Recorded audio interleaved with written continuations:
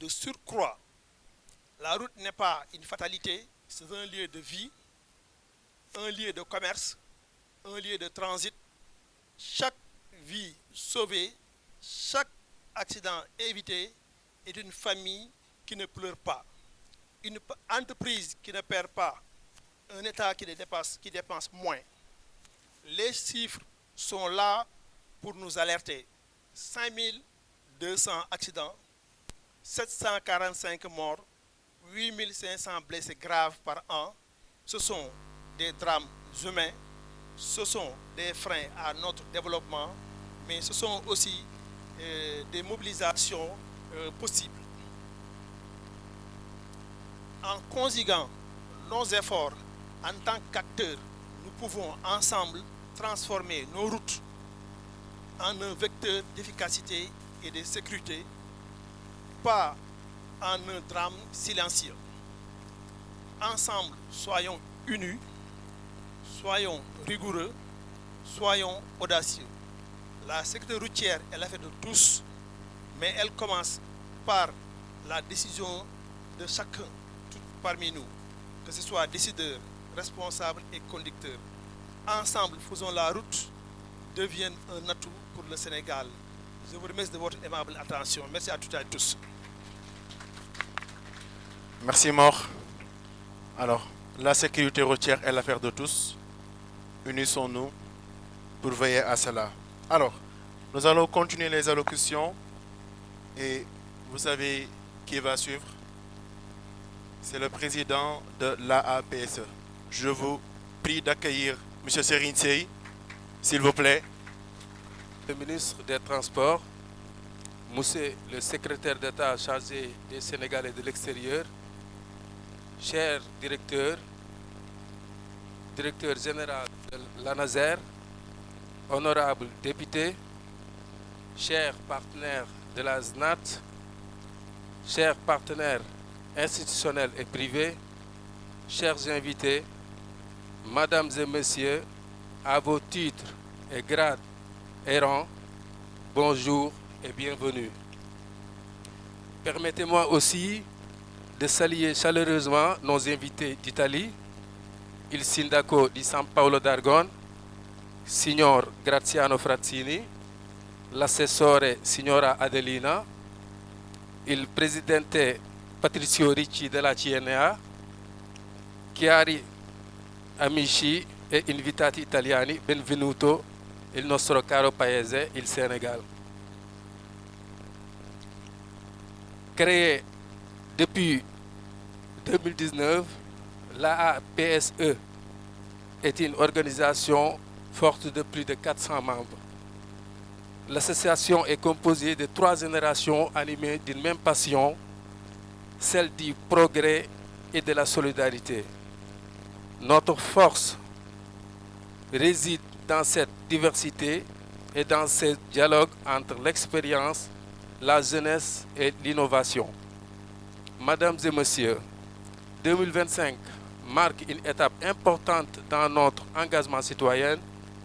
Une semaine nationale de sensibilisation à la sécurité routière au Sénégal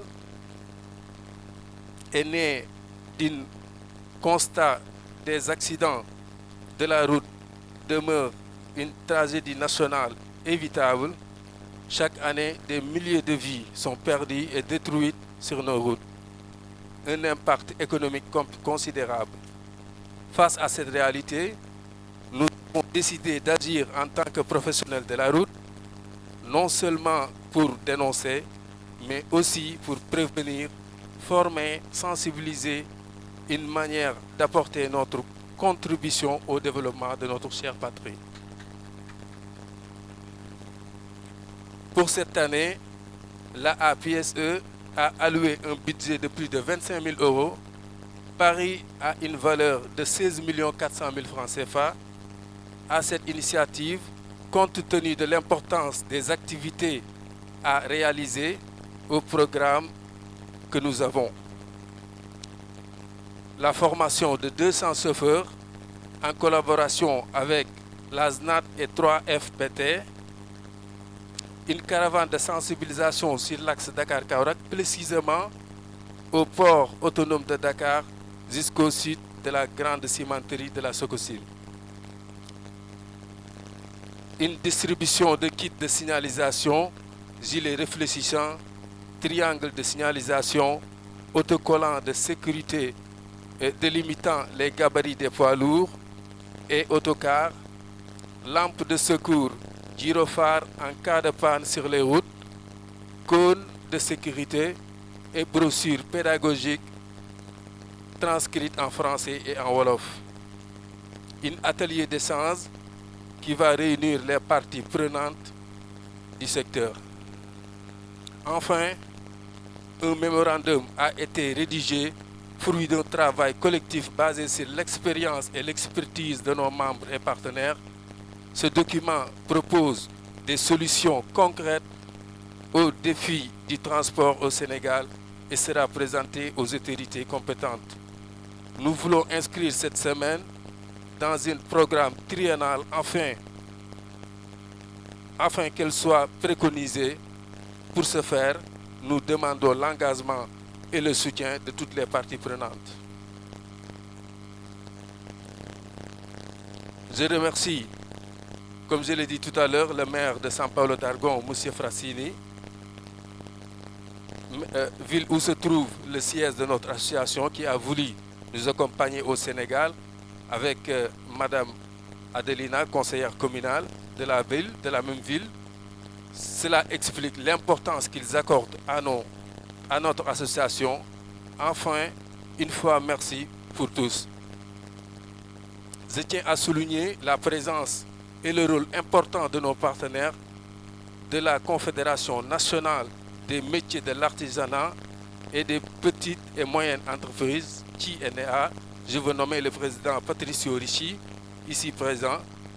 Depuis un certain temps, nous travaillons ensemble sur un projet de reconnaissance et de conversion des permis de conduire sénégalais en Italie. Il s'agit d'un projet crucial pour mobiliser l'intégration professionnelle de nos compatriotes à l'étranger et nous espérons sincèrement être soutenus par les autorités compétentes dans ce processus. Avant de conclure, je tiens à exprimer ma profonde gratitude au doyen Baïcher Abdoulo, ici présent, président honoraire de l'association. Malgré sa retraite, il demeure un pilier, un point de référence et un modèle d'engagement.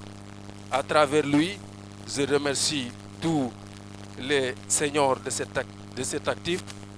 Que le bon Dieu les accorde de longue vie et bonne santé. Je remercie également mon prédécesseur, le président Modou Diouf, qui a travaillé à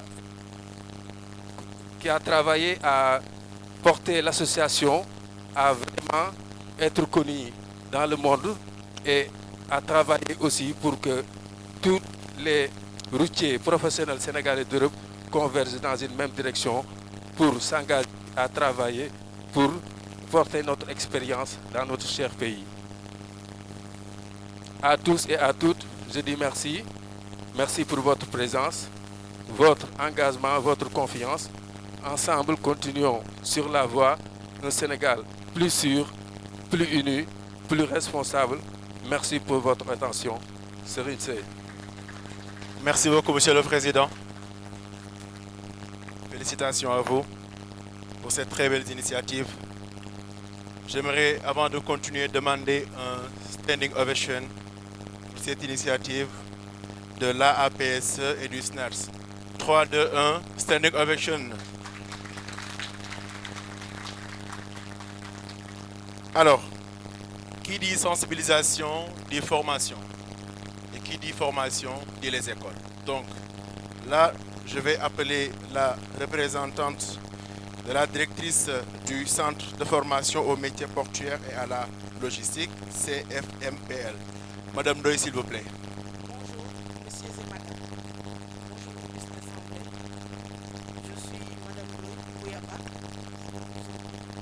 Je suis Madame Doy Bouyaba, responsable du développement de la formation continue au centre de formation aux métiers portuaires et à la logistique. Donc, Au nom du CFMPR, je suis très honorée de participer à cette cérémonie de lancement de la formation. Parce qu'en fait, qui dit formation, forcément, en sécurité routière ou en domaine de conduite, va parler du centre de formation au métier portuaire. Pour la petite historique, on est un centre sectoriel qui a été créé sur demande des professionnels et des acteurs portuaires. Donc il s'est avéré qu'une étude avait été menée en 2005. Ça a pu révéler qu'il n'y avait pas d'école qui formait sur les métiers de la conduite, que ce soit la conduite routière ou la conduite d'engin.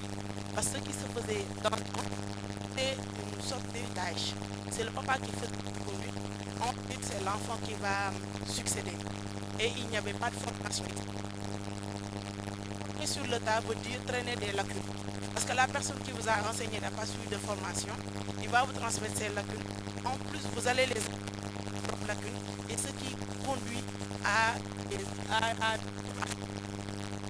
donc aujourd'hui notre rôle c'est de former des jeunes qui sont sélectionnés par voie de concours avec le niveau minimum FM pendant 2 ans avec des stages pratiques en entreprise avec d'autres modules parce qu'on ne se limite pas seulement à la savoir conduire c'est juste d'un point A à un point B mais il y a d'autres savoir-faire à accumuler pour pouvoir former un conducteur, c'est mais aussi sauver une nation. Donc nous vous invitons, on est sur la rocade en Fann Bel-Air, près du CNQP. Nous sommes équipés, on a des simulateurs de conduite parce que pour le passage, hein, on forme pour les conducteurs de Total depuis 2018. Et aujourd'hui, en termes de chiffres, on est à plus de 17 000 personnes formées sur des métiers de la conduite, que ce soit conduite véhiculaire, engin, parce qu'on est en plus de la logistique et d'autres. Donc là, on a des jeunes qui sont formés, plus de 3000, qui sont disponibles au centre pour aux cas de besoin. On excelle aussi dans le renforcement de capacité des conducteurs qui sont déjà en service. Je vous remercie. Merci beaucoup, Madame Doy. Alors, nous allons maintenant passer à l'allocution du représentant de la coalition des centrales syndicales du Sénégal affiliées à la CSI Afrique, M. Adama. Donc, ça sera sous vos applaudissements, s'il vous plaît. Tendre un peu le protocole parce que je représente la coalition des organisations syndicales du Sénégal. Les 4 centrales les plus représentatives dans le pays, la synthèse, l'INSAS, la synthèse FC et la CSA. Ces secrétaires généraux ne sont pas présents ici pour certaines considérations, mais la plupart d'entre eux sont absents du pays. Je pense qu'une organisation syndicale, à l'image de l'association des conducteurs sénégalais en Europe, ayant cette belle initiative, devrait être saluée par l'ensemble des travailleurs sénégalais. Donc, je suis participant comme beaucoup d'entre vous ici. Et on m'a demandé de venir parler au nom des organisations syndicales du Sénégal. Ma yaakaar ne syndicat bu toll ni l'association des conducteurs sénégalais en Europe, ayant conscience de leur profession, pensant à leur pays, à leurs concitoyens, conducteurs comme eux, imbus d'une formation de sécurité, bu ñu ñëwee di organiser ci fii syndicat yi waroon nañu fi taxaw waaye nag xëy na ñëpp dañu am gàllankoor kenn newu fi ci représentant yi ma wax looloo tax ils sont absents. Donc j'avais dit je ferai une petite entorse au protocole. Donc monsieur le secrétaire d'État chargé des Sénégalais de l'extérieur, monsieur le président de la Confédération nationale de l'artisanat des petites et moyennes entreprises, monsieur le secrétaire, le responsable de l'ACTRAV, l'activité des travailleurs du BIT ici au Sénégal, monsieur le maire de Sao Paulo, Targon de Bergame, monsieur le directeur général de l'Agence nationale de la sécurité routière, l'honorable député de la diaspora, d'Europe du Sud, Monsieur le Président de l'Association des professionnels routiers d'Europe, du Sénégal et d'Europe, Monsieur le représentant, Messieurs les représentants des organisations patronales, on ne peut que s'honorer de la tenue de cette organisation, de cet atelier de formation dédié aux conducteurs sénégalais par une association représentative et respectueuse, c'est-à-dire l'association des conducteurs sénégalais en Europe, de par leur formation, à hauteur de leur conscience professionnelle, ils ont dédié à leurs frères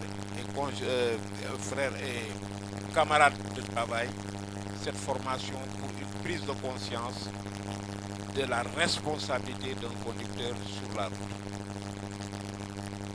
La situation des infrastructures au Sénégal, le parc automobile, le manque de formation professionnelle sont autant d'enjeux, autant de préoccupations pour les autorités sénégalaises que pour les populations.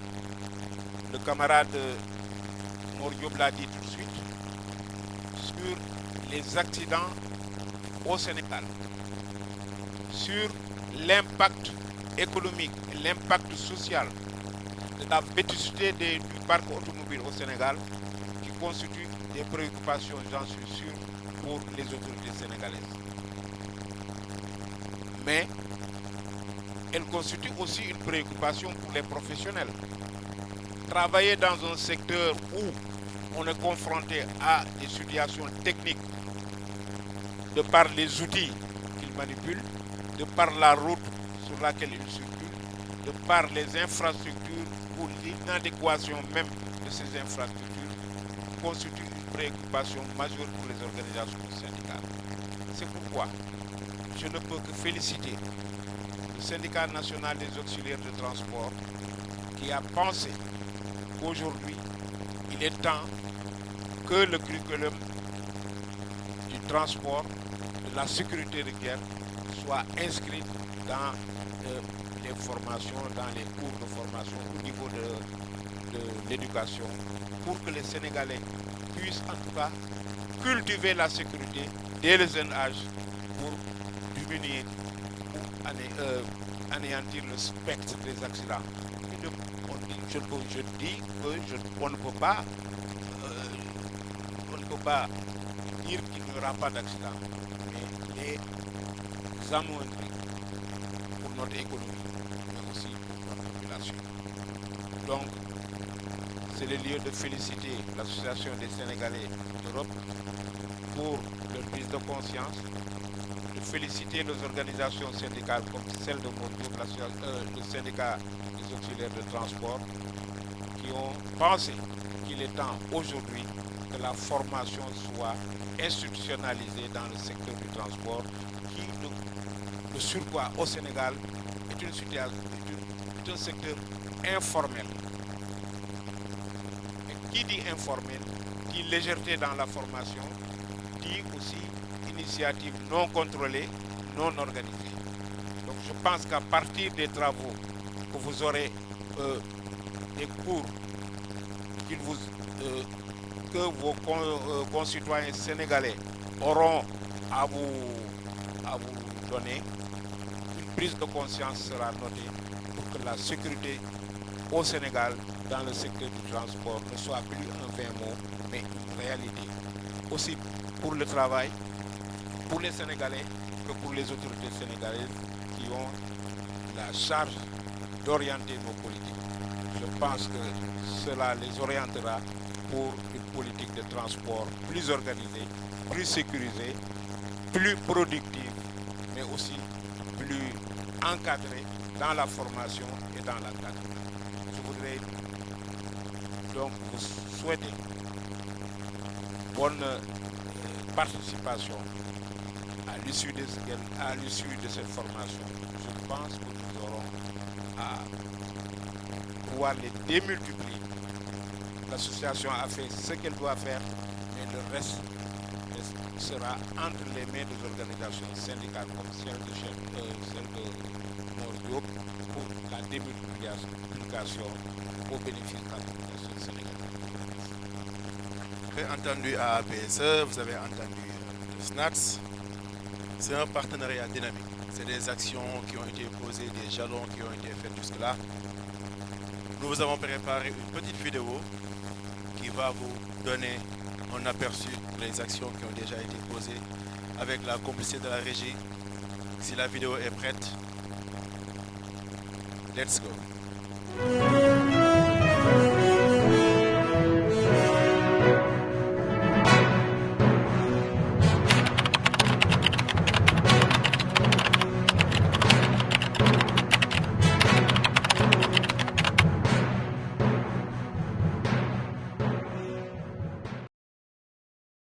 Personnelle ou professionnelle, le développement de leur personnalité et la protection de la santé et de la prévalence des membres et non. L'association s'est principalement appuyée sur l'altruisme de ses membres et de ses organismes collaborateurs. L'association compte intensifier ses activités afin de mettre en œuvre et de renforcer des projets visant à améliorer la conscience collective. Dans cette dynamique, l'association a signé un accord de partenariat avec le SNAT, Syndicat national des auxiliaires du transport du Sénégal, représenté par M. Mor Diop, secrétaire général. Cette collaboration nous a amené cette année à prendre en considération la nécessité de renforcer les compétences professionnelles des opérateurs routiers en fournissant des équipements de sécurité routière au Sénégal et en sensibilisant les usagers à la prévention et à la sécurité routière.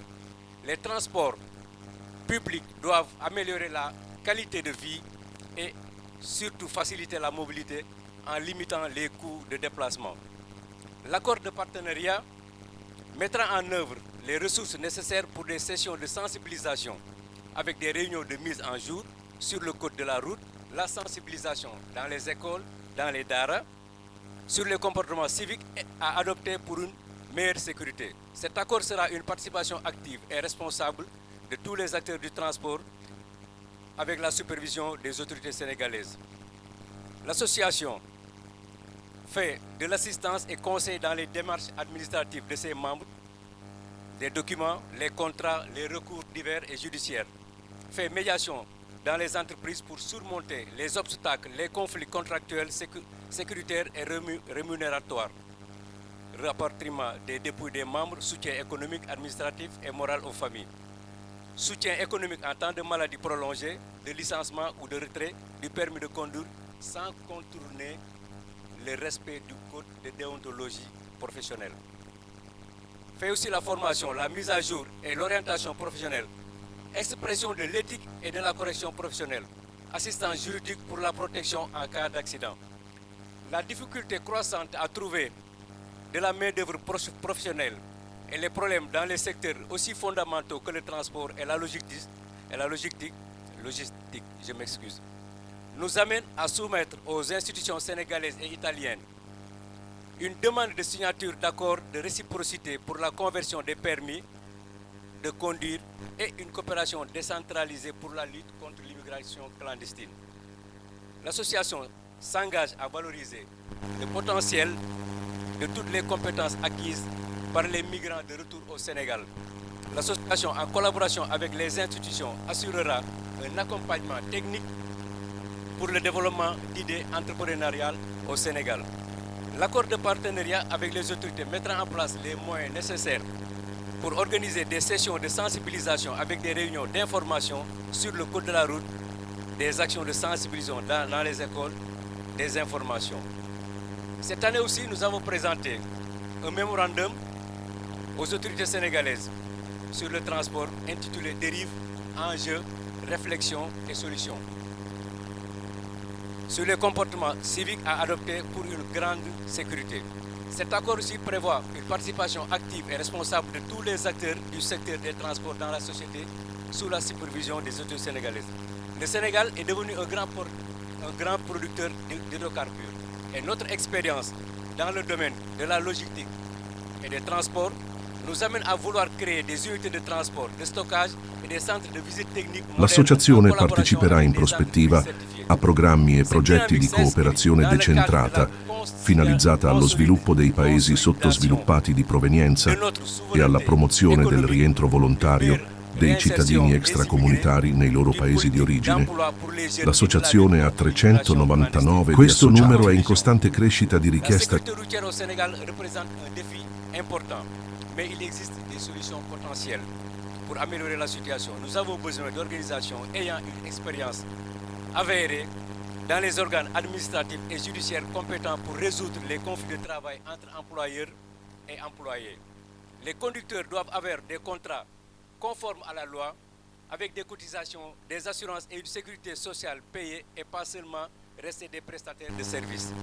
Notre action 2025 tient compte de la nécessité de renforcer les capacités professionnelles des opérateurs en fournissant des équipements de sécurité routière et en sensibilisant les utilisateurs. Enfin, de moderniser le parc automobile, il est nécessaire de mettre en œuvre des mesures visant à promouvoir le remplacement ou la mise au rebut des vieux véhicules grâce à des incitations publiques, notamment la réduction des taxes sur les voitures de transport public et les camions. La sensibilisation du public, l'application stricte des lois, la discipline des usagers de la route, l'amélioration des infrastructures et de la formation continue des conducteurs sont des étapes essentielles pour réduire les accidents et sauver des vies. Il est impératif que toutes les parties prenantes travaillent ensemble pour faire de la sécurité routière une priorité nationale. C'est avec gratitude que nous remercions nos collaborateurs et consultants qui, dans les moments difficiles, ont toujours été à nos côtés. Je veux nommer M. Ricci, le président du TNEA. Je veux nommer le Sindaco de São Paulo d'Argon, M.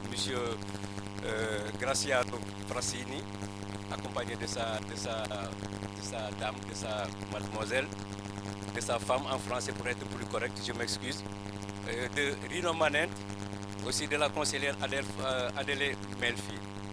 Honorable député Aodjon, Autoscola Francadori, nous avons aussi une délégation de l'APS représentée par M. Serine Sey, le président, moi ici président, l'administrateur, M. Serine Diong, le secrétaire général, nous avons aussi M. Amdi Samb, le président de la commission sociale. Donc, en résumé, AAPSE, l'engagement individuel dans un effort collectif, travail et dignité. Merci beaucoup. Merci beaucoup. Travail et dignité. Merci beaucoup, cher. Alors, M. Hervé Sea nous a rejoint en cours de route. On va l'inviter. Alors, Hervé Sea, c'est le spécialiste principal Actrave OIT. Ça sera sous vos applaudissements, s'il vous plaît. Hervé. Bonjour à tous et à toutes, et encore une fois désolé pour le retard, dû essentiellement au fait que je suis tombé dans un embouteillage parce qu'il y a un motocycliste qui lui aussi était tombé. Et l'embouteillage, c'est là le fait que je sois en retard à cette session. Et je commencerai à la table de séance, encore une fois, je dois m'excuser pour ce retard. Mesdames et messieurs les ministres, monsieur le secrétaire général du SNAT, Branche Mordiop, chers représentants des organisations d'employeurs et de travailleurs, distingués partenaires, c'est un privilège naturellement de me tenir devant vous ce matin pour l'ouverture de cette formation stratégique de 200 chauffeurs-conducteurs, et cela dans le cadre du lancement de la semaine de sensibilisation sur la sécurité routière. Une initiative courageuse portée par le SNAT au lendemain de la journée mondiale de la sécurité routière. La présence ici réaffirme naturellement une conviction fondamentale. La sécurité routière n'est pas un sujet isolé. Elle est la pierre angulaire d'un engagement plus vaste, celui du travail décent qui lie directement la santé et sécurité au travail et la croissance économique durable du Sénégal. La sécurité routière est un impératif de santé et de sécurité au travail. Dans le secteur du transport, le risque routier est de loin le risque professionnel le plus meurtrier. Pour le travailleur et la travailleuse routière, la route est le lieu de travail. Par conséquent, la sécurité de ce lieu relève d'une importance capitale. Les statistiques nationales nous rappellent brutalement l'urgence de la situation et le lourd tribut imposé au capital humain de la nation sénégalaise. L'OMS classe ces accidents comme un enjeu majeur de santé publique. Le risque routier professionnel englobe les accidents survenus pendant la mission pour l'entreprise. C'est pourquoi, en vertu de la législation nationale et des principes de l'OIT, un accident lors d'une mission ou à l'occasion d'une mission doit être qualifié d'accident du travail et dans une certaine mesure d'accident professionnel. Notre engagement pour la SST en tant que Bureau international du travail se traduit par deux exigences fondamentales. La prévention. L'OIT, sur une base tripartite, a élaboré 8 instruments internationaux et plus de 35 résolutions applicables au transport routier. Ces instruments invitent à regarder au-delà de la faute individuelle du chauffeur et à se concentrer sur les causes organisationnelles. La pression sur les délais, la rémunération liée à la vitesse, le non-respect du temps de repos, la violence et le harcèlement sur le lieu de travail. Il convient ici de noter que la fonction de plus en plus aussi tend à se féminiser. Cela interpelle notamment sur les questions liées à la protection de la maternité. Ces facteurs peuvent être dans une certaine mesure des défaillances du système de sécurité de l'entreprise. Le deuxième point, c'est la réparation. Lorsqu'un accident survient, le système de protection sociale prend le relais, certes. Il doit garantir le remboursement des frais et la réadaptation, le versement d'une indemnité, d'incapacité temporaire ou le service d'une rente en cas d'incapacité permanente. C'est dire que la sécurité routière est donc le bouclier du système de protection sociale, mais la sécurité routière peut également, en cas d'accident, exercer une pression sur le système de protection sociale. La sécurité routière contribue naturellement au développement économique du pays. Elle est un impératif moral et social. Elle demeure aussi un impératif économique. Cela m'amène à dire que l'amélioration des conditions de santé et sécurité au travail ne doit pas être seulement vue comme des coûts, mais comme des investissements stratégiques dans la productivité et la compétitivité. La réduction des coûts de remplacement, moins d'accidents, c'est moins de pertes du personnel qualifié, moins de jours d'arrêt de travail et une meilleure continuité du service. La prise de parole par le représentant de l'Association des routiers professionnels sénégalais en Europe pose aussi la problématique, ce qui nous amène aussi sur le terrain de la migration de main-d'œuvre. Et naturellement, les interactions possibles entre les travailleurs sénégalais vivant à l'étranger et ceux restés au plan national. Et je pense que, après l'avoir écouté, on constate aisément que l'interaction de ces deux entités permet dans une certaine mesure aussi un transfert de connaissances, un transfert de capacités. Tout cela naturellement dans l'élan de solidarité nationale, le Sénégal étant bien sûr la terre de la Teranga. Le dialogue social va être un outil assez important dans tout ce qui est sécurité, puisque les questions de sécurité font appel aussi aux conventions 87 et 98, liberté syndicale, droit de négociation collective. Les entités tripartites ou paritaires doivent pouvoir jouer aussi leur rôle dans tout ce qui est prévention routière. Naturellement, les pouvoirs publics sont interpellés sur la qualité des routes. Une route sécurisée est une route productive. Notre appel en tant que Bureau international du travail, c'est que le risque routier soit intégré dans toutes les politiques de développement. la négociation collective, Convention 87 et Convention 98 en tant que dialogue social aussi doit faire partie de cette ossature-là. Il y a un programme national de santé et sécurité au travail au Sénégal, 2023-2027. Il faudrait que les organisations syndicales puissent s'impliquer davantage pour que ce programme puisse intégrer la dimension sécurité routière.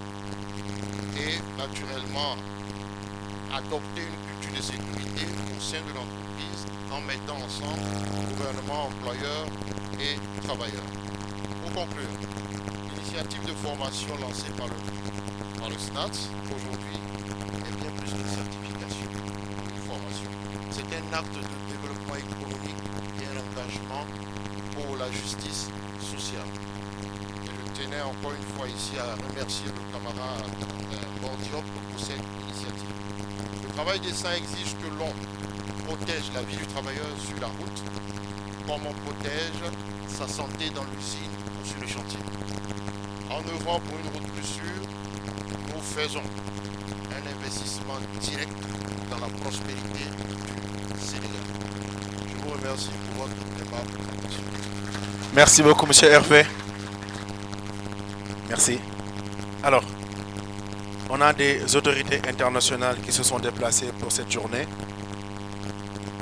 Donc, merci Hervé. Merci. Merci. Donc, comme je vous ai tantôt dit, on a des autorités internationales qui se sont déplacées. Nous allons maintenant donner la parole au maire de la ville de San Paolo d'Argon, Bergame, Italie. Graziano Frassini. Monsieur le maire. Grazie, buongiorno a tutti, io purtroppo parlo solo italiano. Voglio ringraziare intanto per l'invito qui in Senegal il presidente Sei, il presidente dell'Associazione dei giornalisti senegalesi, Monsieur Mor, del sindacato NAZ, l'onorevole Awa, che ho conosciuto in questi giorni, e soprattutto Modu Diouf, che è stato l'artefice di questo incontro con voi. Io nel mio comune ho l'onore di rappresentare e di ospitare soprattutto la vostra organizzazione sindacale. Il nostro è un comune non grande, è un'associazione sindacale che ci qualifica. L'immigrazione senegalese, io ho notato che è una delle immigrazioni più pacifiche, più produttive, più serie che ci sono nel nostro paese. Sono persone affidabili, belle persone, con le quali il nostro paese può fare benissimo delle interlocuzioni valide. A cosa mi riferisco? Mi riferisco che facendo un'indagine però io noto una presenza femminile molto ridotta, più ridotta di tutte quante le immigrazioni che ci sono al giorno d'oggi. E questo se da un lato è positivo per gli autisti che vengono a lavorare e poi portano a casa le risorse, dall'altro lato per l'integrazione con il nostro paese voi sapete che c'è una crisi demografica un po' come in tutti i paesi dell'Europa ed abbiamo bisogno di immigrazione specialmente qualificata come la vostra. Io dico che quando voi siete qualificati e avete qualcosa di serio da offrire siete benvenuti, non c'è nessun tipo di problema. Io vedo in Italia, ho visto parecchi di voi, come ad esempio, faccio degli esempi, Modu Diouf, faccio l'esempio dell'amico Dien, che sono persone integrate con noi, mandano bambini a scuola, lavorano, partecipano alla vita sociale del nostro paese. Questa è l'immigrazione che ci piace e questa è l'immigrazione che auspico per il prossimo futuro. Io ringrazio tutti voi per l'ospitalità e vi auguro un buon proseguimento di lavoro. Grazie ancora.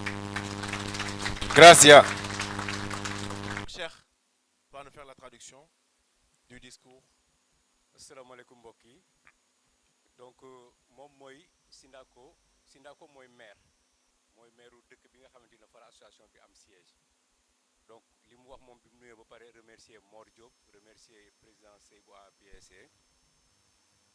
Li mu wax mooy sénégalais yi gis na ni que bokk nañ ci nit ñi nga xamante ñoo ëpp jàmm ci Italie ñoom ñoo ci gën a neex a jëflanteen te ñi ci ñu nangoo liggéey la ñu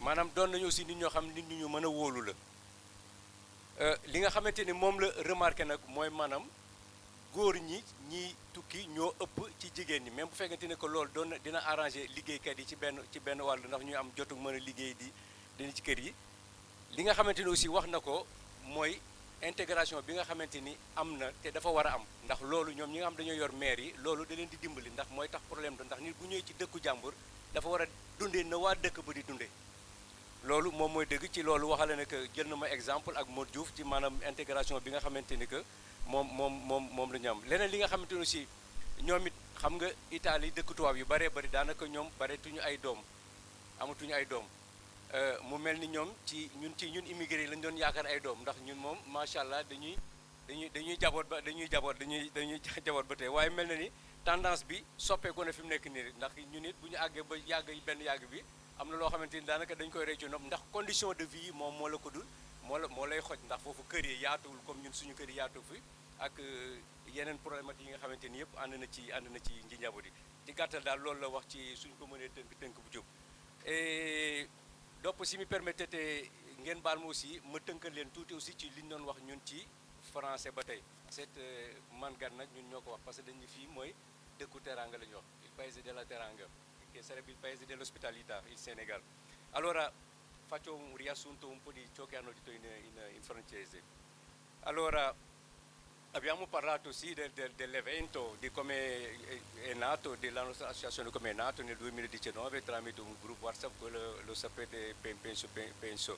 Poi hanno anche parlato del ruolo che ha l'associazione verso i suoi membri, verso anche la comunità, del lavoro che stiamo svolgendo e della cooperazione che teniamo anche a fare tra i lavoratori senegalesi residenti in Italia e la patria madre. Poi dopo abbiamo anche parlato della settimana sulla prevenzione e la sicurezza stradale che dobbiamo fare, i kit che dobbiamo distribuire e tutto quanto.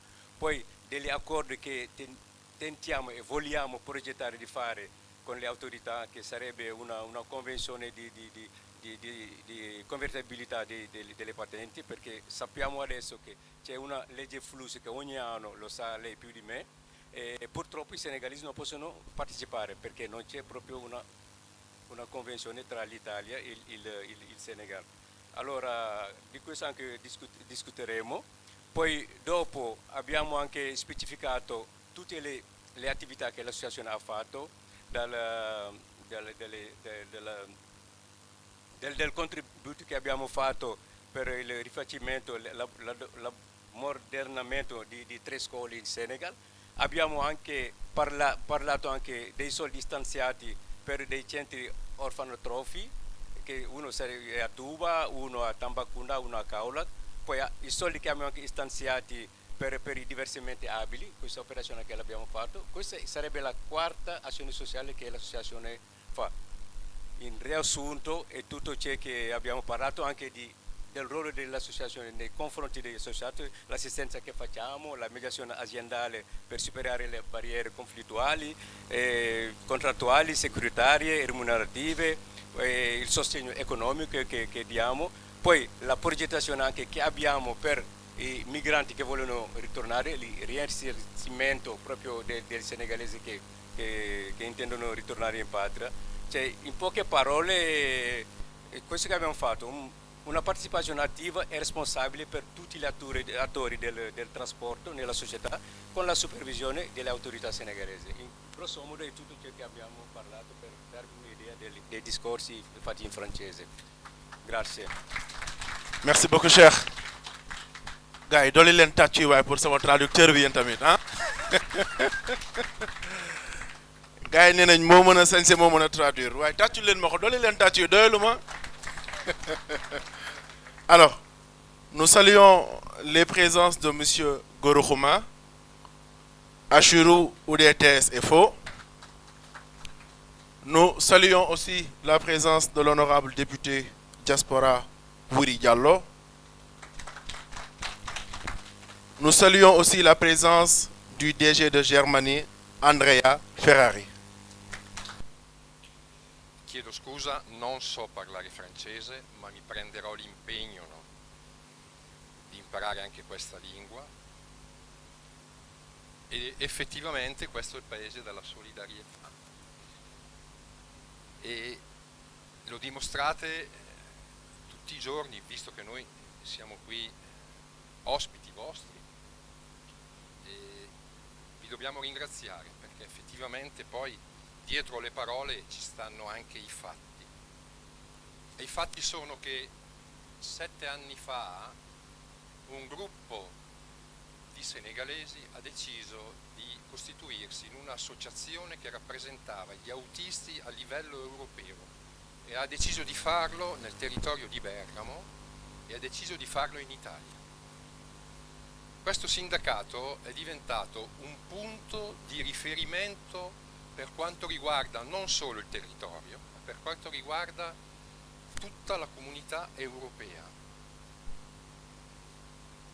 È importante che nell'integrazione e soprattutto nel lavoro ci si trovi a condividere, perché comunque c'è questo scambio, no, di culture, c'è questo scambio di rapporti e perciò ci si trovi a condividere quello che ognuno fa nel proprio territorio. È molto importante. Il sindaco dice: portate anche le vostre donne. Perché? Perché la famiglia è un punto di riferimento importante all'interno della nostra società. Piero Assessore? Cosa è nato da questo? Nasce quello che facciamo oggi, e cioè restituiamo il territorio, quello che noi a un certo punto abbiamo un po' preso. Perché gli imprenditori, perché questo sono diventati questi autisti nel nostro territorio, sono diventati imprenditori, hanno aperto società che lavorano nel nostro mondo, creando ricchezza in un altro paese, dove noi là siamo, ma portando poi nel loro territorio, e cioè in Senegal, un po' di quella ricchezza e un po' di quel saper fare e di saper muoversi che hanno trovato da un'altra parte. Qual è il bene più bello che abbiamo? È la nostra vita e non possiamo perderla sulla strada. Io la chiamo piaga perché è un problema di tutti i paesi, compreso il mio. Io faccio l'autotrasportatore, ho un'azienda nel mondo dell'autotrasporto e quella è una piaga. E tutti noi insieme, perché solo insieme possiamo raggiungere l'obiettivo, ci siamo messi l'obiettivo 0 morti, che è un obiettivo ambizioso. Ma tutto questo si potrà raggiungere solo se lo percorriamo insieme e solo se continuiamo a dare continuità a quello che stiamo facendo oggi. Solo così raggiungeremo l'obiettivo, un po' alla volta. Dietro tutto questo poi ci starà che cosa? La reciprocità che ci interessa di avere le patenti senegalesi, no, tramutate in quelle italiane. Ma prima di questo passo bisogna dimostrare che in Senegal si è bravi e per dimostrarlo bisogna mettere in campo delle funzioni che lo dimostrino, perché se no dall'altra parte non si riuscirà a arrivare in fondo a questo progetto. Perciò chiediamo collaborazione per voi, perché alla fine aiuterete un paese, e questo sinceramente è una cosa strana da dire, che ha bisogno del vostro apporto, piccolo che sia, ma noi ne abbiamo bisogno. Perciò vi ringrazio, grazie per quello che state facendo, grazie per come lo state facendo e grazie per averci ospitati. Viva il Senegal! Grazie. Alors, Aïcha.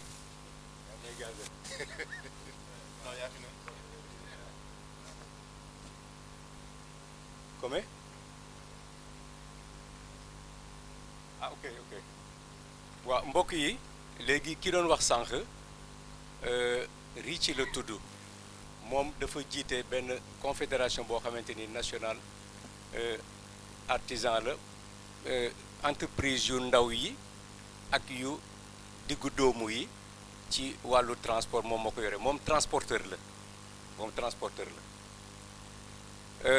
bi mu tàmbalee dafa nuyoo ni nangu na ni li ñuy wax ni Sénégal dëkku teraanga la moom nangu na ko parce que gis na ko ci fan yi mu fi nekk ndax nee na aussi yombul nit di wax rek maanaam ci ginnaaw wax jëf da cee nekk te bu gi déggee ñuy wax Sénégal dëkku teraanga la moom mu ñëwal fu boppam gisal ko kon mën naa gëm ni loolu moom lu nekk la mu wax ni juróom-ñaari at ci ginnaaw dafa am ay doomu Sénégal yoo xam ne dañoo nekk Italie defar seen benn association ci dëkk boo xamante ni moom la ñuy wax Bergame maanaam Bergame ab province la ci Italie donc ñi ñu àndal ñii ñëpp ñoom foofu la ñu dëkk ab province la ci Italie wax na aussi que jigéen ñi bariwuñu ñuy tukki loolu li mu ci wax mooy maanaam faaw ñu nangu ni maanaam njaboot famille mooy référence su waaw mooy stabilité dundu doomu aadama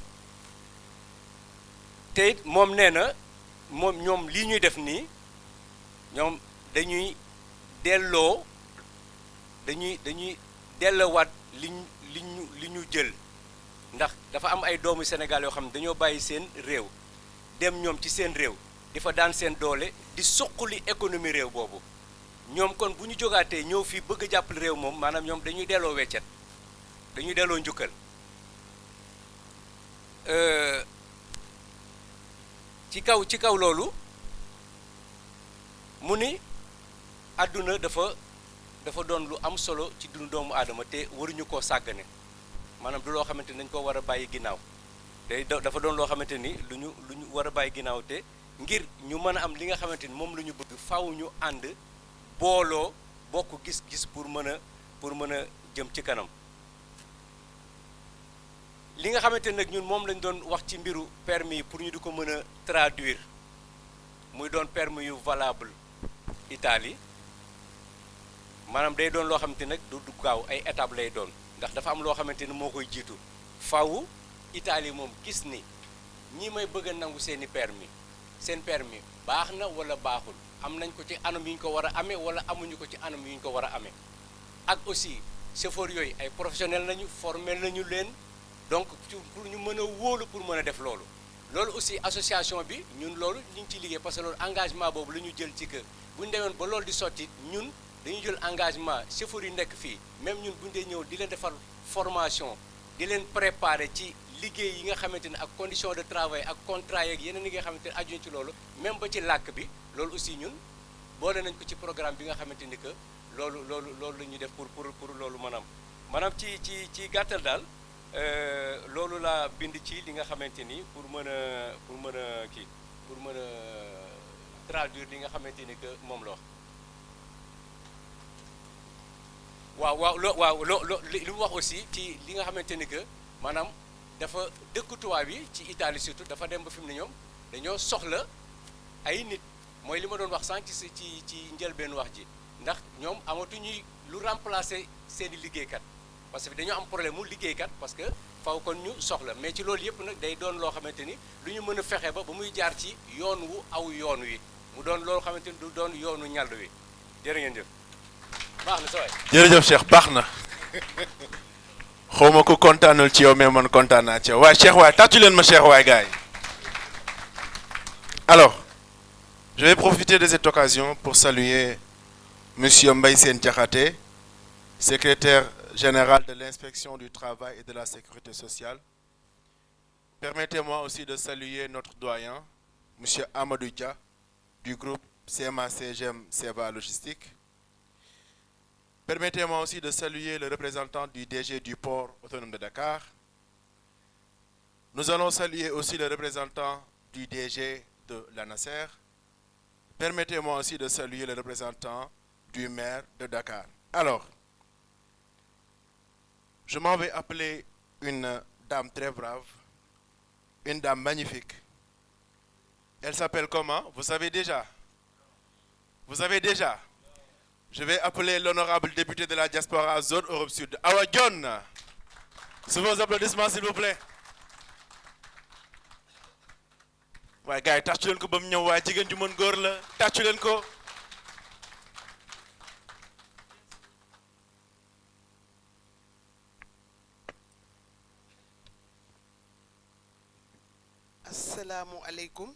asalaamualeykum maa ngi leen di nuyu di leen ziyaar di leen ñaanal jàmm ju sax dàkk ak sutura su bari ci oto yi ngeen di dawal yàlla na ngeen mucc ci daraja yonent bi sallallahu alayhi wa sallam barke alxuraan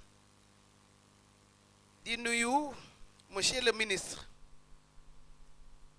di la sagoo bu baax di la sant bu baax ci sa teewaay fii ndax bés bi boo yëkkati woon ay millions jox leen ko te toog fa nga toog du ma ñor ndax ñii dama ànd ak ñoom wan la leen fekk si la sa bureau nga yëkkati loo xamante ni muy cër ak yëg-yëg ci projet bii ñu la wan nga nekk ministre des Sénégalais de l'extérieur muy branche boo xamante ni bu ñu rafle woon la bu am importance ci la diaspora sénégalaise nga ñëw nag taxawe ko mat ko sëkk kon sa teewaay ci bés bi mooy li ma gën a yëg ci fi ma toog bu ma fi teewoon man kese ak ku fi mënti teew te teewoo fi du ma kontaan kon maa ngi lay sant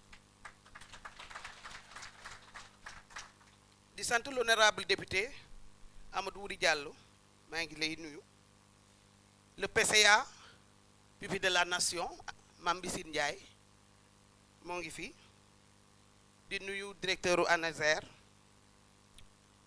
di nuyu ñi nga xamante ni ñooñu accompagner ma commencé ci le maire de São Paulo muy koo xamante ni ku am importance la ci taxawaayam moom it ci les Sénégalais yi vivre à Bergamo di nuyu monsieur Ricci ak kàddoom yu am solo yi mu fi jël di nuyu la femme du maire mu ngi nuy toog Maria Teresa di nuyu Adelina mi nga xamante ni moom it ci social lay dox ci commune São Paulo di nuyu le monsieur de l'agriculture Rido moom it dalal ñu fa nga xamante ni fa la nekk ca Bergamo yaatal ñu bi ñuy préparer bés bi toggal ñu fa ay togg yu mucc te ayib moom it ñu dëgg bés bi mu déplacé wu ñëw fekk si ñu foofu nag ma taxaw fa tuuti gan moom bu la nawee surtout émigration nga émigré ji yàlla def nga dëkk ak ay sénégalais boo gis bu mën a gàddu tubaab dugg ak moom réewam boo ko gisee siggil xoolaat ko te xam ni nekkul ci réew ma di palaalin dafa ànd ak ñoom jaay Sénégal ndax Sénégal kenn du ko jaay ci loxoy kese da ngay nekk nawloo ña nga nekkal dañu lay nawloo italien daf lay nawloo doog laa mën a yëg yow la kan bay xam fa nga dëkk gannaaw loolu di sant ki nga xamante ni tey li olof njaay naan bi àll bi nee tàkk kenn ñemewu fi waaye moom moo xuus jàll te kenn gungewu ko woon ngeen ànd ak moom ba samp lu taxaw lii tey muy Modou Diouf tàccu leen ko juróom benni at nga nekk ko ci kanamu lii doon màgg ba tey mu mën a màgg ba toll nii kon ak cant la gu mag a mag a mag Europe dajale fa ñaari association ne leen doon leen benn dong dafa jafe waxuma laa nga dajale association des Sénégalais de l'Europe Europe laa la wax de waxuma la Italie Europe yëpp kon loolu du ay jaaxaan c'est la première fois mus fi am kon loolu ñu koy saluer di sant ñi nga xamante ni ñoo ko fondé muy tey borom col gu rafet gi sama kanam traducteur bi nga xam ne toujours dama koy tooñ naan ko 25 ans nga am koy sant bu baax di sant le président bi nga xamante ni mooy le président actuel di monsieur Serigne di sant monsieur Mor Diop mii nga xamante ni moo assuré li nga xamante ni mooy li relier Italie ak Sénégal moom it ñu di ko sant bu baax ci taxawaayam ak teewaayam waaye may dellu si waat duggaat biir Italie tey sama teewaay bii ma fi teew en tant que député de la diaspora waaye nag en tant que député bi nga xamante ni moo couvrir li nga xamante ni mooy Italie Grèce Portugal Turquie ak Espagne waaye ma duggaat ci sama biir dëkk ba nga xamante ni fa laa immigré ba nekk fa député yéen ñii nga xamante ni yéen laa nekk seen député association bi da ngeen ma cee dugal ma ànd ak yéen di leen gunge li nga xamante ni nag mooy sama fierté ci yéen mooy taxawaay bi nga xamante ni moom ngeen taxaw ca dëkk ba li ñu naan mbott xam la ca déeg ba moom ma nuur ba ca biir ban ba man mii maa leen di seede ndax li ngeen taxawal tey première édition la mu toll nii première édition mënoon ngeen fee gis ñetti nit waaye bu liggéey bi sellee ñëpp wuy si leen deuxième édition bi xam naa arena lañ koy defi jee incha allah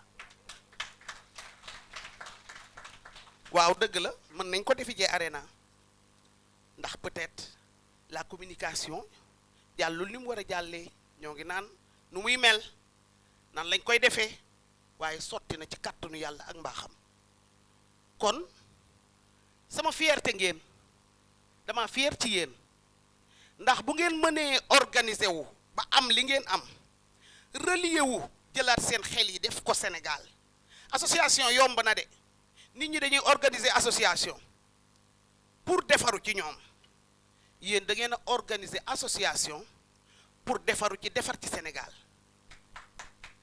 waaw gannaaw ba ngeen ciy defaru ngeen di jàppale sénégalais yi nga xamante ni da ngeen ko bokk ak ñoom muy organiser wu ngeen ba sénégalais ci seen biir buy dawal bu amee problème di ngeen génne ci seen alal bi nekk ci kees bi soutenir ko organiser wu ngeen ba ku ñu nangu permis de conduire am ngeen topp ko jëlal ko avocat di ko topp pour jàppale ko pour mu mën a jot ci permis boobu ndax xam nga ni réewum jàmbur du ay caaxaan kon loolu ak ndimbal la kon defaru ngeen ci seen biir organiser wu ba ku ñàkk sa liggéey ci seen biir ngeen fexe ba am lu ngeen koy jox par weer kon organiser wu ngeen ci seen biir defaru ngeen sant yàlla la ngeen tourné nag réew ma ngeen bàyyee ko woon dem defi émigration fàttewu leen ko ngeen tourné waat seen xel tàbbiwaat ci réew ma xam nga lu tax ma jël sama kéemtalaay kàttan di ko def ci yéen assemblée nationale nga ne di fonctionner nangami jour ma nekk ak yéen parce que nag gan dafa fondamental la ngeen leen jaay ba ñu dugg ci seen dëkk bii il faut ngeen wan leen li ngeen baaxle kenn du leen jël rek ñëw teg leen ci benn hôtel ñu toog fa il faut nga jóg wan leen taarixu réew mi ma jóg bàyyi sama lépp nag takku ne dinaa leen wan lépp lu ñu baaxle kon loolu aussi mooy tax bu ëllëgee boo leen nee Sénégal rek ñu tëb dégg nga li ñu leen tagge léegi ne dañu doon wax pays de la teranga mais bi ñu ñëwee lañ ci xam dara loolu nag ab liggéey la bu ñuy def bu ñu yegsee kon macha allah ma di leen sant tam ci loolu jar naa bàyyi xel bu baax waaye li nga xamante ni tey mooy njëriñ gi les transferts de compétences dafa am solo ci réew mi ñu nekk soo génnee ci tali bi sa xol jeex tàkk ni ñu yore réew mi ci mbedd mi ni ñuy dawalee oto accident yi mel ni tulleeg màlle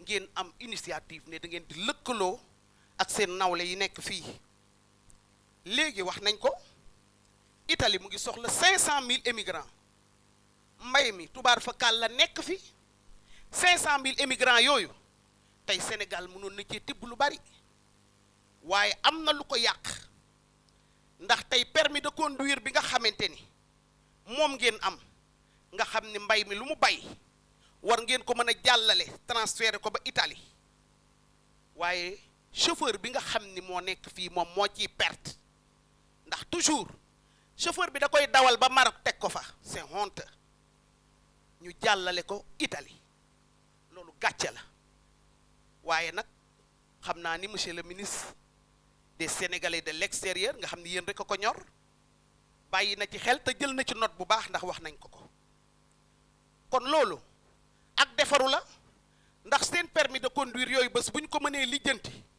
ba bu ngeen amee seen permis fii bu ngeen duggee ci réew ma dañ leen di defal mise à jour ngeen mën a dem commencer ji di dawal kon lépp lu président bi décidé ne kat dañoo bëgg tant de personnes dugg si ci réew mi kon bu boobaa Sénégal dina ci mën a tibb ndax ay professionnels camionnistes la ca Italie soxla kenn xamul nu mu toll ndax matlewuñu ko xakaar bi sax amuñu ko kon dama xam ne am ngeen fa cër te yàlla na yàlla jotale leen ci cër boobu ci kàttanam ak yërmande maa ngi leen koy ñaanal lu sore ngeen ci man nag ma wax leen ko lu sore ngeen ci man te dinaa leen gunge gauche ak droite kanam ak gannaaw ci kàttanu yàlla yàlla nañ yàlla defal jàmm sàmm leen bu baax ci li nga xamante ni yéen a ngi ci tali bi lii ngeen di mébét nag ci Sénégal yàlla na dem ba du xajati sax seen loxo ci kàttanu yàlla ak mbaaxam merci. Merci beaucoup Cheikh. Encore jërëjëf député honorable lii nga wax yëpp dal na xel yàlla nañu yàlla may dégg ak topp te li nga ñaan aussi yàlla na ko yàlla nangu kontaan nañu trop fi réew mi toll ku dégg sa discours bi xam ne député yi ñu am yëpp bu ñu meloon ni yow Sénégal dina weesu fii maa ngi ñaan ngeen tàccuwaatal moo ko sama député bii. Alors on va saluer monsieur Mamadou Ndiaye, secrétaire général du syndicat du transport national et transnational, CNTS-FC. Donc oui, on va prendre une minute pour monsieur Amdi Samb. Il doit présenter les articles de sécurité sur la table. Donc on va lui donner une minute, Amdi, très rapidement. Donc très rapidement, s'il te plaît.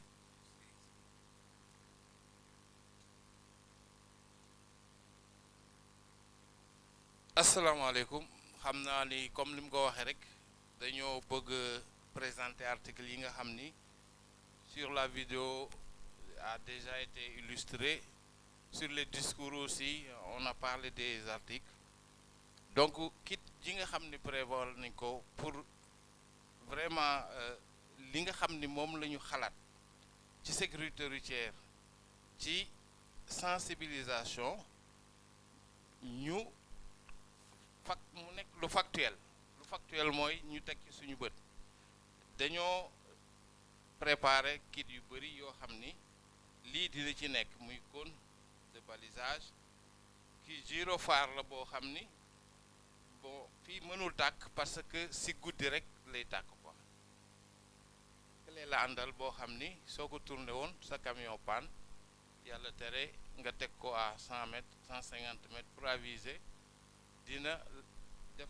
gyrophare bi day continuer di continuer ba bët set moom mooy fayal boppam nga xam ni du continuer di consommer batterie bi beneen bi triangle bi nga xam ni aussi même chose lay jouer ak rôle bi moom solaire la mais aussi am na autonomie 8 heures de temps mën nga ko charger aussi ak comme ni ngay charger téléphone ak yi bon yeneen yi moom duñ ko présenter triangle rouge lii daal mooy li nga xam ni indaale nañ ko ci caravane bi ñu war a def demain incha allah départ port autonome ci axe bi ni ñu ko waxee ba Sococim jaar boo maraîcher jox ko nag ñi nga xam ni ñoo ko yittewoo mooy les usagers de la route muy chauffeur bu mu mën a doon ñun teg ko ci loxoy ki ko war a jëfandikoo mooy suñu yitte su ko defee mu nekk exemple du doon ay waxu kese boole ko brochure yi ñuy waxoon léegi aussi que ni dinañ ko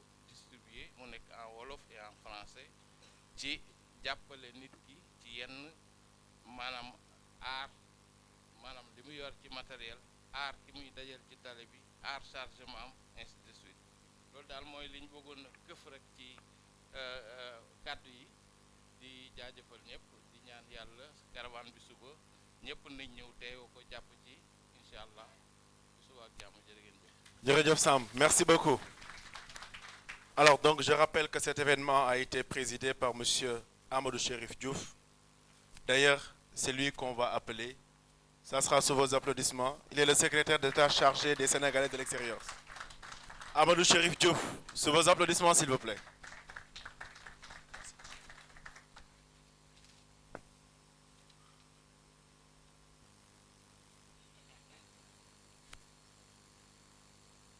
Une minute ci sama ministre ma dolliwaat une minute ci ki nga xamante ni dañ ñu koo tànnal te mu doy ñu lool duma géwélam nag xam nga lan laa doon ci moom damaa nekk député nekk Italie ñu bokkandoo luñ doon xeex ci réew mi ba yàlla jox ñu ko ñu tànn ci ministre d'État auprès des Sénégalais de l'extérieur mu nekk nii nekk koo xamante ni nag foo ko ne aloo mu wuyu la bi mu yegsee Modou Diouf mi la njëkk a laajte te Italie dong la gisanteeg moom nit day bàyyi nawleem xel te dafa am solo loolu bu ko nit amul rek daanaka bàyyi ma nga te Italie gi ñu nekk ma di la ko xamal monsieur le ministre ñun dañu geeroon ci guerre mondiale France jàppale ñu ba ñu paree bañ leen doon laaj seen xaalis te caaro yi yaakaar naa dañ leen fusillé ñii nag bañ leen jàppale ci seen guerru 1966 ba ñu paree dañoo dagg seen dëkk Nice mii nekk tey ci France ci Italie la bokkoon Savoia ci Italie la bokkoon ñu dagg ñaari dëkk yooyu jox leen ko ni leen ñoo leen ko nàmpe ci jàppale bi ngeen ñu jàppale woon kon ñi ay garmi lañ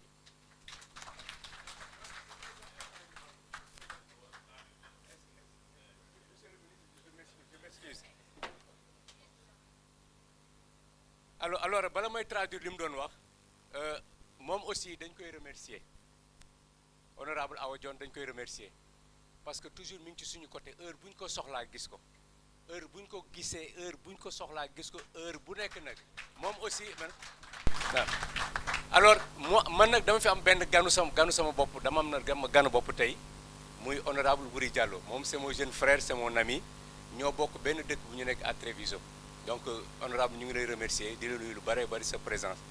Allora la nostra cara deputata ha fatto la storia oggi, sì, allora ci ha raccontato che durante la guerra mondiale, perché ha fatto l'elogio di voi altri dell'Italia, durante la guerra mondiale, allora i francesi, allora i senegalesi sono andati a combattere per i francesi, allora i francesi in compenso ci hanno bombardati, allora lei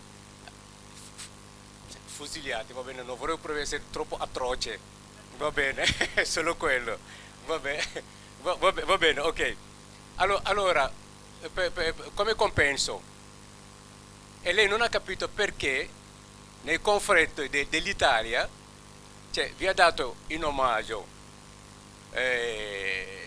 l'Italia ha dato in omaggio alla Francia, la Savoia e Nizza. Cioè, lei ha fatto un collegamento storico che non riesco neanche proprio a descriverlo come l'ha detto. Comunque per ritornare, per spiegarmi meglio, è un elogio che ha fatto per l'Italia. Insomma, quella è tutta la dinamica. Cioè, durante la guerra nel 1966, per essere preciso. Grazie.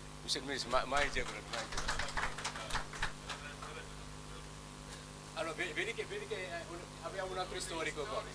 Vabbè, merci.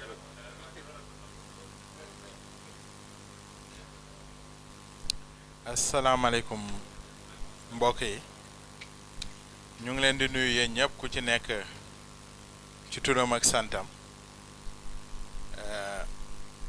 di wax ni bi ma gisee nit ñi di wax surtout di xool mon frère Mor Diop ak le président dama dellu ci ginnaaw torop ma ne pourquoi des immigrés de l'Italie nga xam ne peut-être 20 ans ou 30 ans fat taxalikoo ngeen ak français ñu ñëw daje fii di war a wax tubaab di war a wax français je pense que langue bi gënoon approprié fii léegi mënuñoo wax italien ndax suñu mbokk italien yi dégg ko je je pensais qu'on parle wolof entre nous parce que au moins dinañ mën a déggante ci laa ne donc sama discours bi moom bien que français lañ ko bindee mais dinaa góorgóorlu wax ko en wolof parce que foog naa ni fii nii loolu moo gën a approprié donc honorable Awa Dione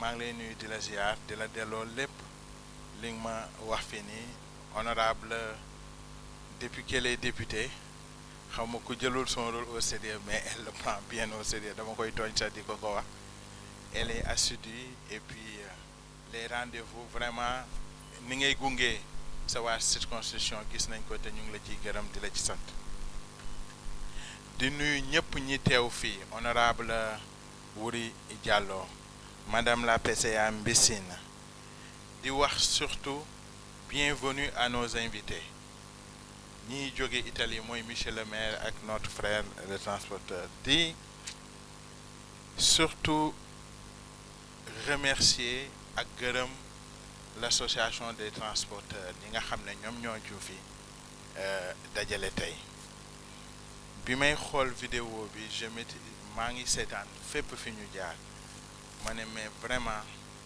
jaaraama la diaspora sénégalaise jaaraama à vous parce que bi ngeen demee vous avez de meilleures conditions de travail yéen a ngi dem di ñëw mais vous n'avez jamais oublié votre pays yéen a ngi ñëw chaque fois ci la ngeen mën ak la ngeen am ngeen koy delloo ci réew mi donc on vous doit reconnaissance jaaraama à vous et merci beaucoup pour tout ce que vous êtes en train de faire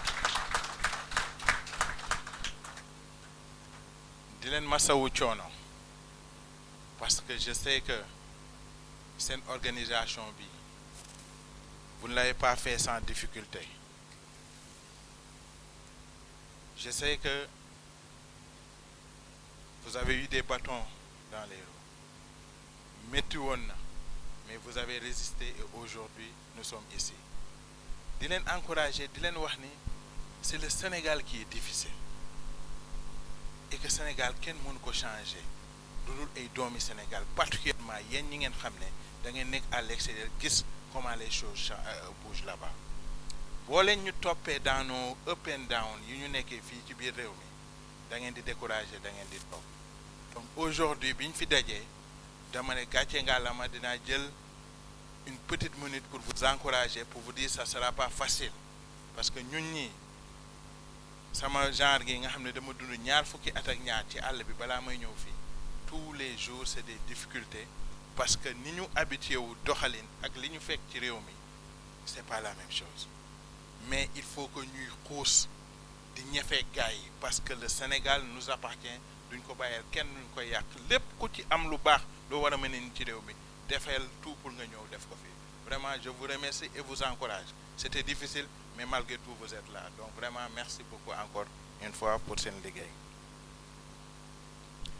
léegi maa ngi seetaan tout à l'heure fi ngeen jaar yëpp ma ne gars yi il faut que ma wax leen tey domaine bi ngeen dugg mooy le domaine du transport muy seen domaine ngeen xam aujourd'hui pourquoi là-bas les choses se passent bien et pourtant ici ñëpp xam nañ difficulté yi ñu am donc ngeen bëgg a former tey 200 chauffeurs ou camionneurs dans leur domaine ak yi ngeen indaale yëpp di leen ci gërëm parce que c'est extrêmement important que la formation ñu jiital ko parce que malheureusement fii Sénégal problème bi ñu am mooy da ngay jàngi macha allah jàng bi doxul ñu tëb ñu orienter le vers autre chose on s'est jamais occupé de ñi nga xam ne seen xel yi neexul torop ci école c'est-à-dire on s'occupe toujours de l'élite mooy maanaam yow dem nga yàlla may na la jàng nga réussir nga alors que dañu xamul ni àdduna du njàng rek la yàlla may nit ci intelligence ku ci nekk dafa am nu la yàlla mayee moo tax man sama dëkk bale ma dëkk je ne récompense plus les meilleurs je regarde ñi nga xam ne ils sont moins bons ñu jàppale leen ñu yegg c'est comme ça que les tubaab ont réussi et leur pays parce que dañu exiger études obligatoires jusqu'à un certain âge ce qui fait que même booy génn dans l'école ngay dem defi benn métier parce que da ngay am les connaissances requises da ngay am base bi loolu moo lay tax ñun on a malheureusement ce problème là ñi duñu egg yenn niveau jàngee ñu orienté leen directement te ñi ñu leen di jàngalee c'est pas très structuré ku ci nekk la mu xam rek la mën a wax c'est ce que je dis aux Sénégalais de l'extérieur yi nga xam ne yow da ngay ñëw Italie ki ngay dajeel la mu xam rek la mën a wax moo tax nous sommes en train de travailler pour que chaque Sénégalais de l'extérieur dëkk bu mu mënti egg aux 3 mois ñu mën a woo les nouveaux arrivants pour que ñu war leen mën a yeeti naka la ñu war a nekkee ci dëkk bi ñu ñoom parce que sinon ki ngay dajeel lim la wax rek foofu ngay mën a yem alors que kooku moom ci boppam il doit être limité ndax dafa am fi ñu ko teg donc il y a beaucoup de changements que nous devons apporter ci mbir mi donc la formation elle est très importante permis je pense que mon cher wax na ko des vœux pieux dafa am mais dafa am lu mën a nekk il faut que ñu xam tamit am na temps suñu permis fépp la daan dem ci àdduna mais de plus en plus ñu koy roccil parce que comportement yi ñuy am fii nii ci dëkk bi ak bu ñu demee ci dëkk jàmbur yi loolu mooy tax ñi ñu roccil ñu ko donc on a un grand défi à relever troisième point bi ma bëgg a terminer mooy kontaan nañu nous vous encourageons li may wax nag c'est pas pour vous décourager c'est pour vous encourager vous décourager mooy ce que vous faites c'est bien mais tey je vous demande à regarder au-delà de ce que vous faites qu'est-ce que vous pouvez faire fondamentalement pour changer les choses tey jii nii yéen bu doon compagnie transport yi ne Sénégal yéen a ko moom affaire yi du demee nii muy demee bu doon ñi ñuy former yéen a leen di former du demee nii muy demee et pourtant c'est possible vous êtes puissants les amis ne vous limitez pas à venir dire aux gens ah nii lañ koy doxee ngeen dem ça peut changer des choses mais ça ne changera pas les choses fondamentalement li ko war a mën a changer mais je vous demande de vous organiser de créer compagnie de transport ici bu doon ci benn camion ngeen di commencer mu wóor leen ni kiy toog ci camion bi former ngeen ko selon les bons standards muy avancer noonu ngeen dem ba am nekk la plus grande puissante compagnie de transport ici au Sénégal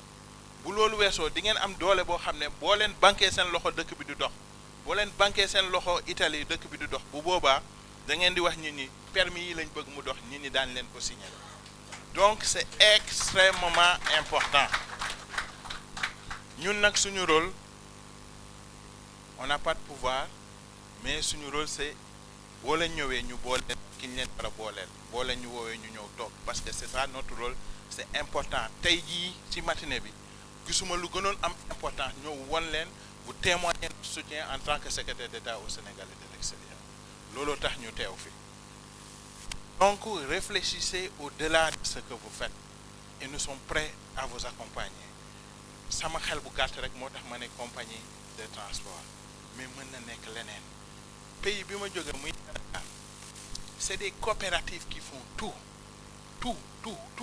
loo fa gis lu ci gën a rëy notamment les banques ça n'appartient à personne parce que c'est des agriculteurs ñoom ñoo toogoon amat ku leen lebal ñu organiser wu en coopérative agricole di lebalante coopérative agricole là a fini par être le plus grand groupe financier au Canada parce que dañ koo gëm il faut commencer tuuti mais Sénégal kenn duñu ko defaral c'est bien je vous encourage la ngeen mën ngeen di def mais je veux que vous regardiez au-delà de ce que vous faites léegi nag fi ñu jëmi mon frère Mohamed Diouf sama doom baay li nga teg nii ba génn tey yoo lay confier projet boobu pour nga dem ci beneen projet parce que li nga teg ba ñu yegg si fii wane ni ñi ñi jox nañ la cër ba ngeen yegg si fii bul limité wu à te retirer il faut regarder dans la prospective qu'est-ce que vous pouvez faire pour ce pays-là chaque Sénégalais de la diaspora loolu laa leen di dénk dem leen ngeen xool qu'est-ce que nous pouvons faire pour notre pays comment pouvons-nous changer le pays parce que ce pays-là c'est nous qui devons la changer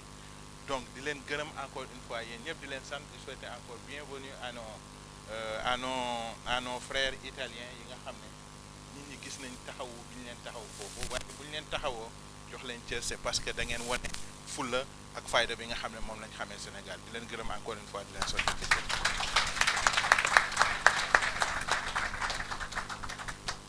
Monsieur le secrétaire, merci beaucoup. Donc, man moom yóbbaale nga ma ci li nga jàpp ne critique la te du critique ndax am na wàll boo xamante ni dox nañ ko ci te ñu ngi ci te gëm-gëm boobu nga ci am ñun moom lañ ci am te aussi moom la ñu war a def loolu mooy dëgg gi. Allora ha appena parlato il sottosegretario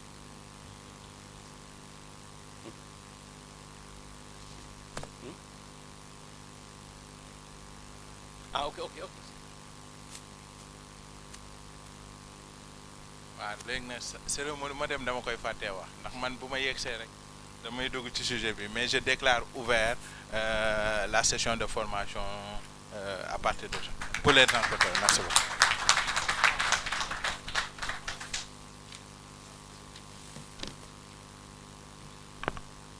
Allora, ha appena parlato il sottosegretario dei senegalesi dell'estero. Ha fatto un bel discorso, sinceramente. Allora, nel suo intervento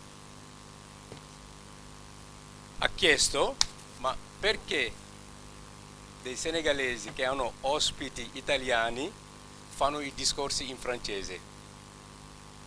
E sono anche d'accordo, perché per l'identità e poi per la platea, che magari ci sono alcuni che non avranno capito il francese, dobbiamo parlare in idioma senegalese, perché l'idioma senegalese è lo Wolof, che non è la madrelingua, ma non è la madre, il francese è la madre ufficiale. E lui pretendeva, e anche ha ragione, io gli do ampiamente ragione, perché non abbiamo parlato in idioma senegalese. Vi ha ringraziato, ha riconosciuto il nostro senso di appartenenza a una comunità e tutto ciò che abbiamo fatto finora, che solo i senegalesi possono sviluppare il Senegal. A noi appartiene proprio il ruolo di far avanzare le cose. Poi ci dice anche di non scoraggiarsi, di continuare per il bene comune. E ha fatto un'altra domanda molto importante che chiede una riflessione, ma bella composta anche. Perché le cose vanno in Europa, vanno in Italia e non vanno in Senegal? È una domanda facile che nessuno si pone. Allora, perché dice, anche lì ha ragione, noi premiamo solo i primi, anche a scuola, ed è per questo che tutta la maggior parte sono tutti intellettuali, proprio io li chiamo intellettuali di facciata. Allora, e i mestieri la gente lo sceglie per sopravvivenza, che è diverso di uno che ha fatto una formazione che aspira a diventare qualcosa, è diverso. In Europa funzionano così le scuole, allora dai superiori hai già possibilità di scegliere un mestiere, una formazione, dopo ti scegli il mestiere che vuoi in base alla formazione che hai fatto. Allora lui sta parlando di problemi di formazione, che è il punto cruciale per lo sviluppo, la formazione. E poi un'altra cosa ha detto che è molto importante, che noi non dobbiamo proprio fermarsi alle donazioni, alla sensibilizzazione, ma dobbiamo investire. E questo è anche giusto, perché ognuno di noi proprio dobbiamo fare trasferimento non solo di competenze, ma competenze in senso reale, una cosa fattuale, una cosa palpabile sul terreno. Dobbiamo farlo, sentirsi dire, noi siamo riusciti a fare un'associazione di 500 persone, ma perché allora non pensiamo di investire in Senegal, fare una compagnia di trasporto dove noi cercheremo di formare gli autisti, che sarà una cosa diversa dal posto, ma nel futuro la gente proprio è una forma di formazione, perché se facciamo una compagnia di trasporto diversa di quelle già sul posto, è un modo di dire agli altri, allora se volete un trasporto adeguato dovete fare come noi. E questo è molto importante, e ha raccomandato a Modou Diouf, che ha avuto l'idea di creare l'associazione, di pensare anche per il futuro di una compagnia di trasporto di APSE. Allora, poi si dice che non è impossibile far cambiare le cose, però ognuno di noi deve sentirsi responsabile della cosa comune e di dire che possiamo farcela senza tergiversare, senza proprio dover aspettare che ce lo fanno gli altri. Allora, in poche parole, tutto ciò che ha detto, e sarà disponibile a accompagnarci per il futuro, e lui può solo darci proprio un accompagnamento tecnico, degli orientamenti, può farci degli orientamenti, perché non è proprio nel suo obbligo, per dire, oppure il suo rango amministrativo. In poche parole è tutto ciò che è spiegato e lo ringraziamo per questo. Merci. Merci beaucoup, cher.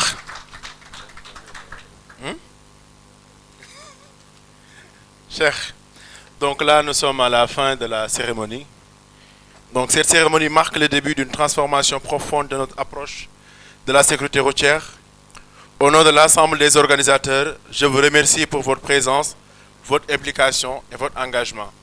Alors, organisateurs, nous sommes des sant, de len gërëm ci sen téway, di len wax né on a prévu un cocktail de clôture. Cocktail bi mi ngi fofu, dinañ len rediriger fofu. Mi ngi ci souf.